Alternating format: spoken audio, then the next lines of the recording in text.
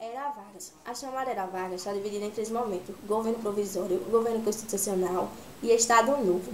O período inaugurou um novo tipo de Estado, denominado Estado de Compromisso, em razão do apoio de diversas forças sociais e políticas, as oligarquias dissidentes, as classes médias, a burguesia industrial e urbanas, as classes de trabalhadores e o exército. Nesse estado de compromisso, não existia nenhuma força política hegemônica, possibilitando o fortalecimento do poder pessoal de Getúlio Vargas. Aspecto político e econômico no plano político. O governo provisório foi marcado pela lei orgânica, que estabelecia plenos poderes a Vargas. Os órgãos legislativos foram extintos até a elaboração de uma nova Constituição para o país. Desta forma, Vargas exerceu o poder executivo e o legislativo, e os governadores perderam seus mandatos por força da Revolução de 30, e seus nomeados em seus lugares os interventores federais que eram escolhidos pelos tenentes. A economia cafeeira receberá atenções por parte do governo federal. Para superar os efeitos da crise de 1929, Vargas criou o Conselho Nacional do Café, reeditando a política de valorização do café ao comprar e estocar o produto. O esquema provocou a formação de grandes estoques, em razão da falta de compradores, levando o governo a realizar a queima. Houve um desenvolvimento das atividades industriais, principalmente no setor têxtil e no processamento de alimento. Este desenvolvimento explica-se pela chamada política de substituição de importações.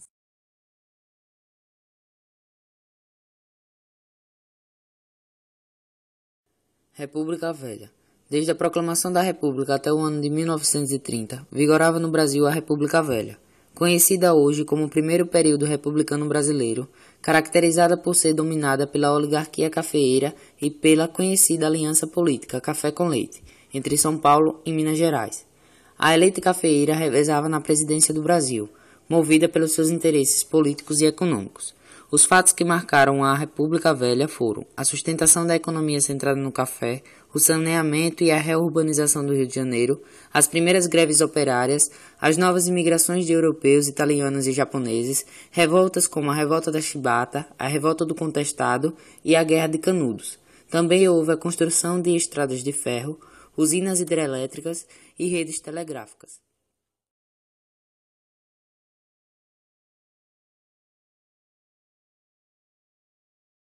Governo Provisório de 1930 a 1934. Getúlio Vargas, após a Revolução de 1930, que iniciou a Era Vargas. Após tomar o poder através de um golpe militar e estruturar uma ditadura, Getúlio Vargas usufruía de poderes quase ilimitados e, aproveitando-se deles, começou a tomar políticas de modernização do país. Ele criou, por exemplo, novos ministérios, como o Ministério do Trabalho, Indústria e Comércio, e o Ministério da Educação e Saúde, e nomeou interventores federais. Na prática, os estados perdiam grande parte da sua autonomia política para o presidente. Continuou com a política de valorização do café, a PVC, e criou o Conselho Nacional do Café e o Instituto do Cacau, atendendo assim a algumas das reivindicações das oligarquias cafeeiras. Getúlio Vargas também é creditado, nesta época, à lei da sindicalização que vinculava os sindicatos brasileiros, indiretamente, por meio da Câmara de Deputados, ao presidente. Vargas pretendia, assim, tentar ganhar o apoio popular, para que este apoiasse suas decisões, a política conhecida como populismo. Assim sendo, houve, na Era Vargas, grandes avanços na legislação trabalhista brasileira, muitos deles não devidos exatamente a Vargas, a quem cujo crédito maior é o estabelecimento da CLT, mas sim por parte de parlamentares constituintes do período. Mudanças essas que perduraram até hoje.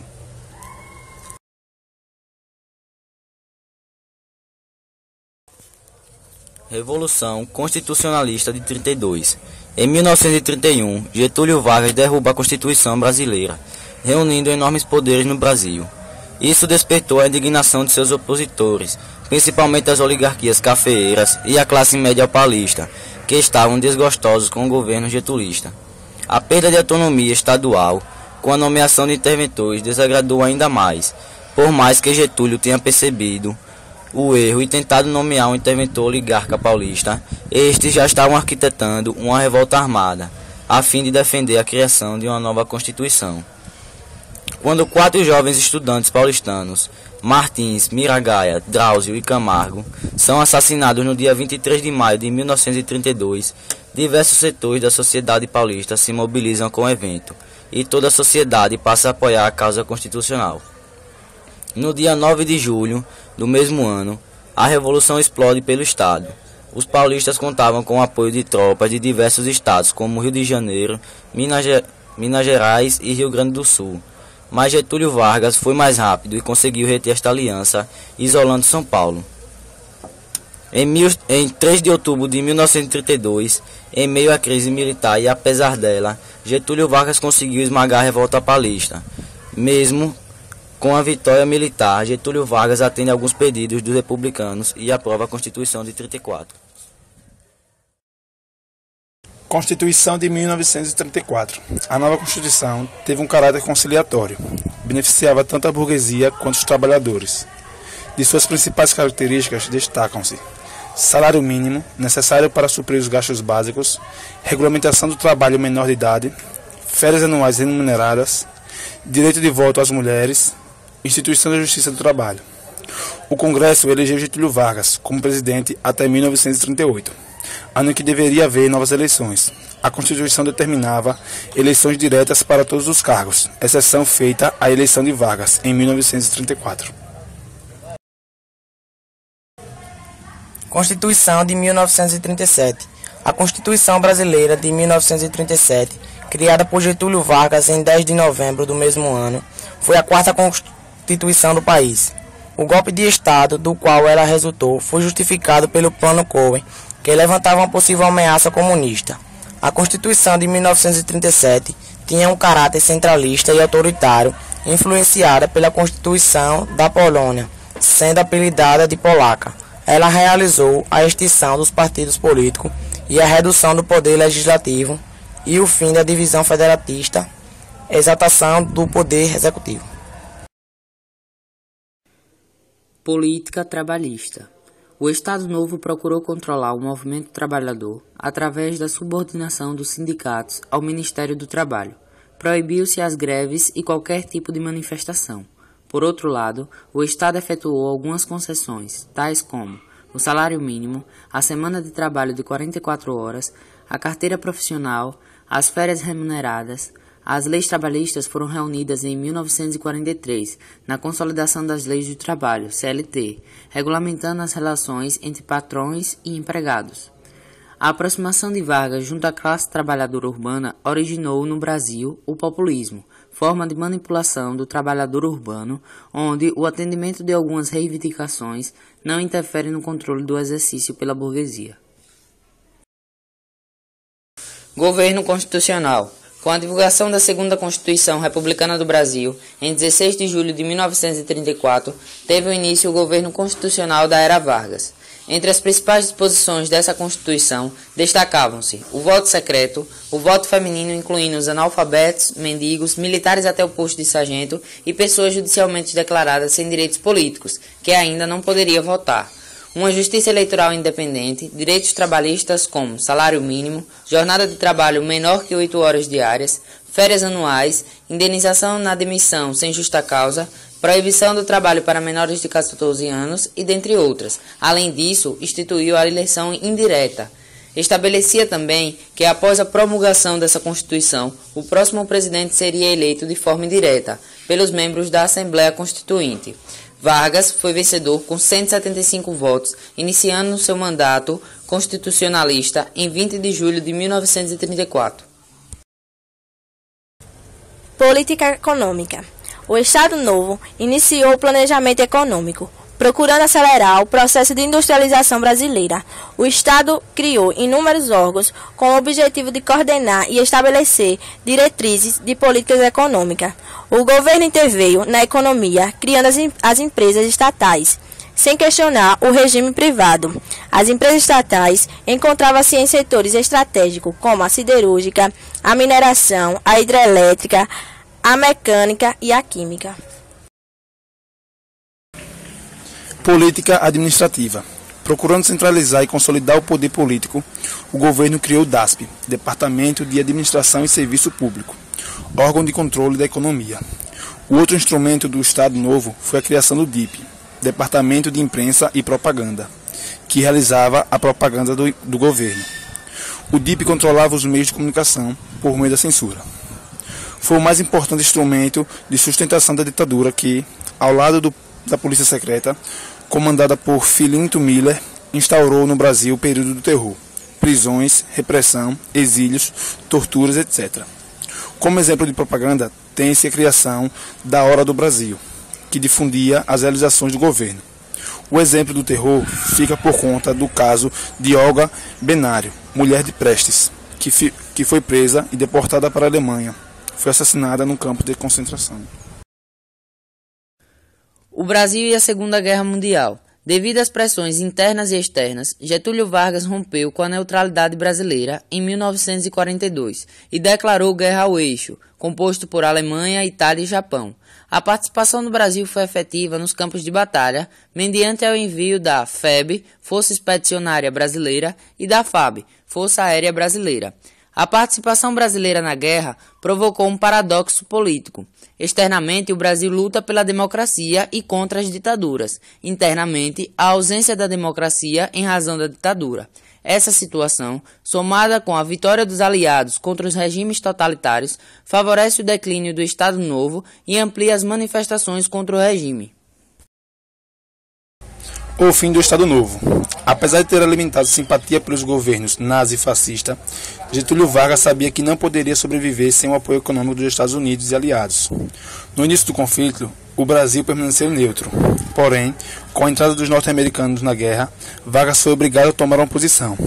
Em troca da construção da Companhia Siderúrgica Nacional, CSN, em Volta Redonda, os Estados Unidos receberam permissão de instalar uma base militar em Natal, Rio Grande do Norte, para selar a aliança.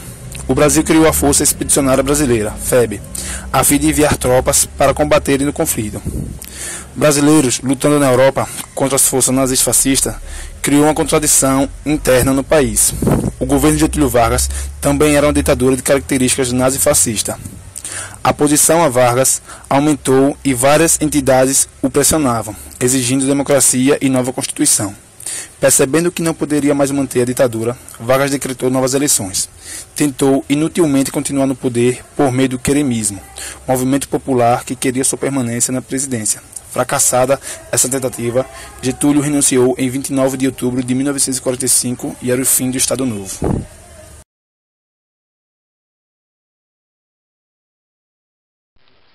Revolta Mineira. Em fevereiro de 1935, a revolta se inicia. Minas contava com o apoio do Acre, Roraima e do Amapá para conseguir conquistar a independência do país. Contando com apenas 300 soldados, conseguiram deter a Guarda Nacional por quase um ano e declara sua nova Constituição, que ficou conhecida como Constituição Mineira. Essa nova Constituição, ela retirava o voto das mulheres e votava com o antigo método escravista.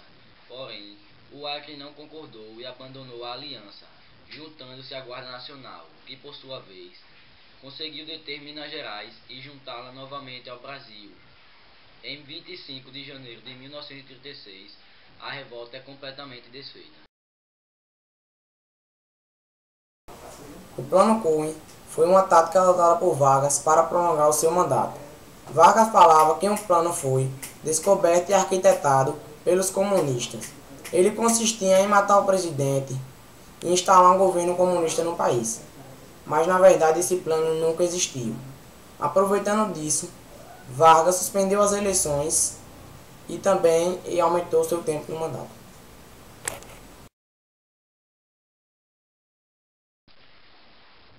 O Manifesto dos Mineiros.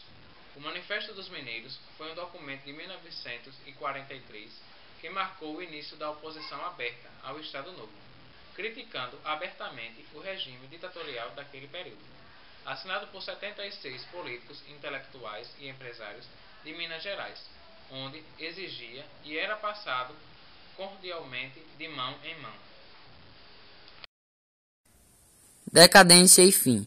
No dia 29 de outubro de 1945, Getúlio Vargas foi deposto por um golpe militar, sendo conduzido ao exílio da sua cidade natal, São Borja. No dia 2 de dezembro do mesmo ano, foram realizadas as eleições livres para o parlamento e presidência, nas quais Getúlio seria eleito senador pela maior votação da época. Era o fim da era Vargas, mas não o fim de Getúlio Vargas, que em 1951 retornaria à presidência pelo voto popular. Na sucessão de Dutra, em 1950, o PTB lançou Getúlio Vargas como candidato à presidência, numa campanha popular empolgante e vitoriosa. Getúlio voltou ao poder, como disse na época, nos braços do povo. As principais propostas de Getúlio Vargas foram a criação da Eletrobras, fundamental para o desenvolvimento industrial, e a criação da Petrobras, para diminuir as importações do produto, que consumia grande parte das divisas nacionais. Mas havia um jornalista muito crítico na época, chamado de Carlos Lacerda, que acusava Getúlio de estar em um mar de lama, com acumulação de privilégios e de aliados. O chefe da guarda do presidente, chamado de Gregório Fortunato, tramou um atentado para matar o jornalista, no que ficou conhecido como o atentado da Rua Toneleiro. Porém, no momento da execução, Carlos Lacerda estava acompanhado de um major da aeronáutica, chamado Rubens Vaz. Enquanto Lacerda se dirigia para a portaria do prédio, Fortunato realizou os disparos que levaram à morte do major. A crise ganhou dimensão e as Forças Armadas, após prenderem Gregório e os homens que haviam sido contratados para o atentado, pressionaram Vargas para que ele renunciasse novamente.